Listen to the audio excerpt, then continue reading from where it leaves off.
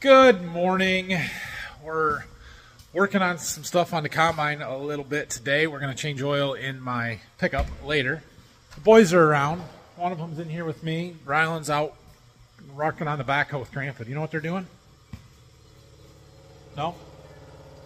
Burning some trash, some brush. Anyway, yeah, a few things we're going to work on here on the combine this morning, and then I think I'll get my truck in here. But I was reading through the book.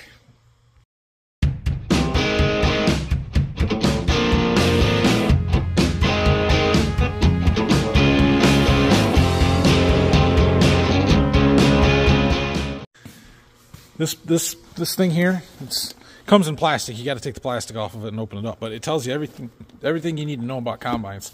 And I was wondering if, I know the $400 stuff and $200 and all of the annual maintenance stuff that we've got to do with the oil changes and filters and greasing and all of that stuff. I'm pretty familiar with those things, but I thought, I wonder if there's any $800 stuff, because we're at 870 some hours, and sure enough there is. We need to change the oil in the feeder house reverser gear case, and so that is up here on the feeder house. Go figure. But right in here there is a gear case in back here that is what does the reversing. So when we have a plug or something on the corn head or the bean head and we've got to slow it down and run it backwards, this is what shifts that. And there's some oil in there. There's a dipstick right here. And there is a drain plug right here. And so we need to drain that out. It takes a very specific kind of oil for that spot. I happen to have half of a quart, which it takes 11 quarts. So that makes sense that I have a half from the last time we changed this. But it's this HD 460 synthetic gear lube. Stuff's rather pricey, but to change it once every 800 hours is not that big of a deal. So we're going to get that draining. I called the Deere dealer. It takes 11 quarts. So we need 5, or it takes 11 pints. So we need 5 quarts plus the one that we have. But we're going to get it draining. They're going to send it down to the parts drop here later this afternoon, and we'll get that put back in. Okay, we got to pull that plug out. We got it loose, Brayson. Go ahead. It's going to twist for a little while. Keep going, keep going. When you get it out, pull the plug and pull your hand away real fast. Like this fast? Yep. Keep going. You gotta turn it fast. Why? So, because. Almost. I think. Go. Oh! No, you did a good job. You did a good job. Look, it's got a magnet on it. See, it's stuck right there. Yeah. Got little filings on there. That's a little concerning. I didn't get any oil on me. No. Okay, we'll get you a rag. Usually this oil comes out of here very clean, and so sometimes Dad likes to use it in other applications. But I would say, based on what I'm seeing here, it's a good thing we are changing it. We're going to open the dipstick on the top so it gets air and drains a little faster. Well, I don't know if it was as bad as I initially thought, but there was more filings on there than I would like to see. So, anyway, but that's why they put a magnet on it. They kind of expect some of that, right? And I suppose being new, just some stuff wearing off of the... How much oil is in the combine? A lot. I don't know how much exactly, but it's a lot. What? Not a whole lot in this spot. Only a little over a gallon and a half. I bet there's more than 10 gallons. The hydraulic oil system has a lot of oil in it. Oh, that's kind of tight. Oh, probably not 100. Maybe 50. There. Now I should have that loose. There it comes. 60 gallons, maybe, I don't know. Alright, let that drain. That is draining. I am going to take my truck, go drive around the block, get the oil warmed up, and then we're going to bring it in and start working on that. It fits, but barely. A little trick I have learned. So I have the air suspension on this Ram, and if you raise it all the way up, it gives you a lot more clearance to get underneath there and work on stuff. Yeah. I am fairly confident. I complain about this every time I change the oil in this truck, but the dumb engineers that put this drain plug on an angle to the back, right on top of this bar, I don't understand. Like, why wouldn't you make the drain plug point straight down? Or move the... It's just dumb. It's just dumb. It's fine when it shoots out over it, but as the oil gets out and there's not as much pressure, it drains all over that bar and goes everywhere. Which is a super good job. Yeah, like that. What are we thinking? Oh, well. Alright, that's draining. Alright, so we got our oil draining. I usually like to rotate tires every time I change oil, because, I mean, you should. So, I got the front one off here, and while you got tires off, you got to inspect your brake components and everything. Rotors look to be in really good shape, nice and smooth, lots of life left in them. Even the pads have quite a lot of wear surface left. They're quite thick. Brakes are good, at least the front brake. So, we'll check all those. We've got to give this thing a bath. It's really bad. I'm going to clean it, but I don't want to clean it while I've got oil draining. Made it around to the other side of the front here. While we've got this one off, it's a little easier to get to the oil filter that's, you can't even see it. It's in there. They put this in a real convenient location. Appears that it's been leaking a little bit. We got a little oil down there on that. Filter's right above it. Somewhere in there. There it is. You can see it. So, we're going to try and take that off before we put this tire back on. I know. Stop whining about the engineers. We're all too dumb to work on our own vehicles anyway. Just take it to the dealer, let them put it on their lift, and do what they do, because I'm sure they care about my vehicle at all.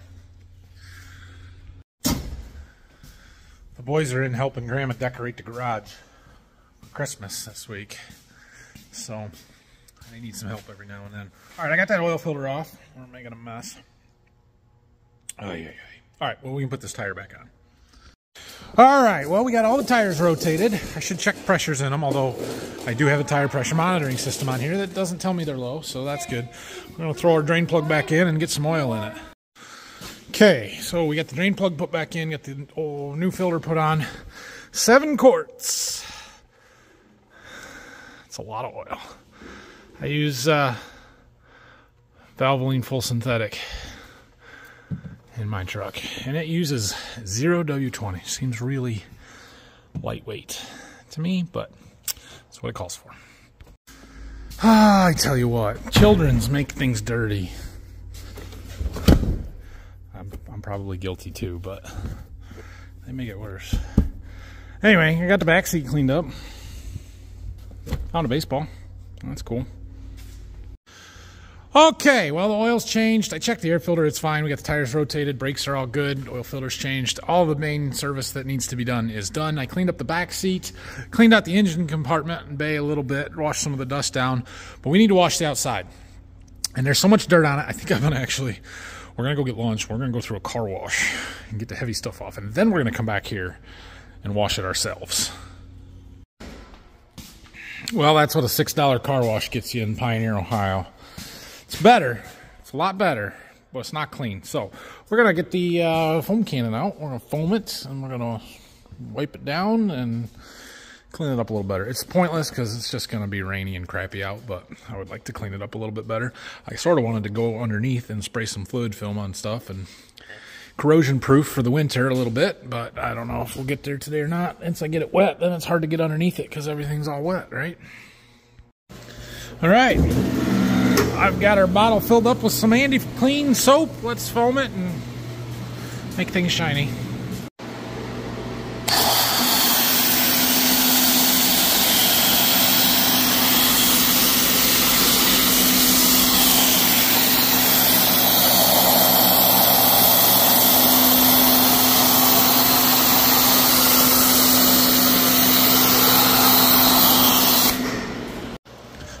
Nice. It's white now. All right, I need a rag. We need to scrub. Okay, we got it all rubbed down. Now we need to change the end on our hose and wash it. I also got this underbody wash thing, we're going to stick that on there too, I think. I got it rinsed down. Let's see how this thing works. Oh, it's going to get me wet, but it does spray under there pretty well.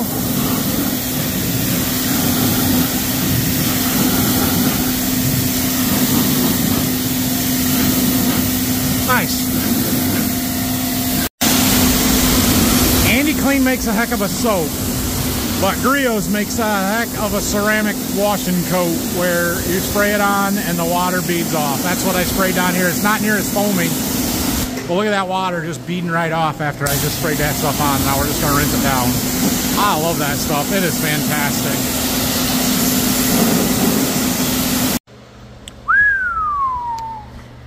Nice. Well, now I don't want to drive it because it'll get dirty. Nah, it'll be fine. I still should clean the front seats out, finish vacuuming and that kind of stuff, but we're gonna let her dry off for a little while. Leave our exhaust fan on, suck some of the moisture and humidity out of here. You guys remember a couple of weeks ago when the handle on our new power washer wand broke? This part here, the little square drive stripped out, so I couldn't open and close the valve to release the pressure and stuff on it. I sent a text to the guy that we bought the new power washer from and said, hey, can I get parts for this? He's like, I'll just send you a new handle. Well, it finally came today. It's not identical. I think this one's actually built a little bit better from the looks of it. But it's a little shorter here than here. I don't know.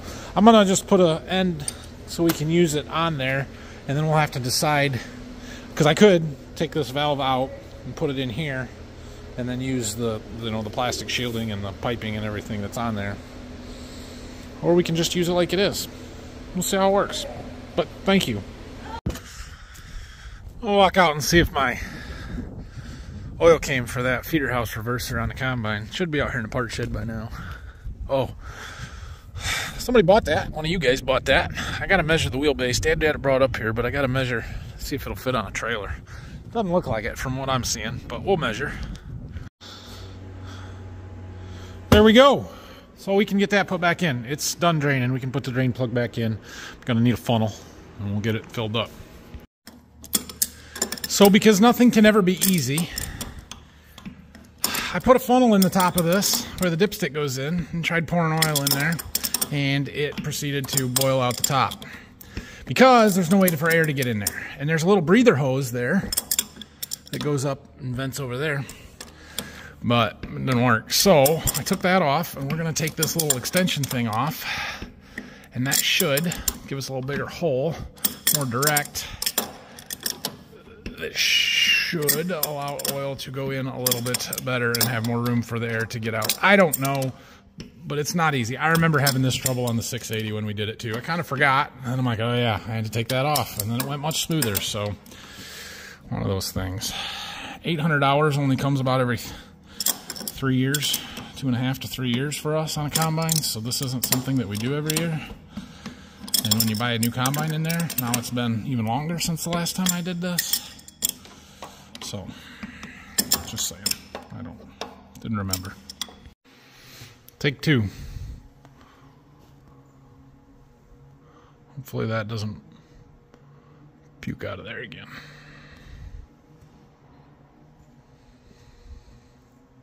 Take a long time to get 6 of these in there at that rate.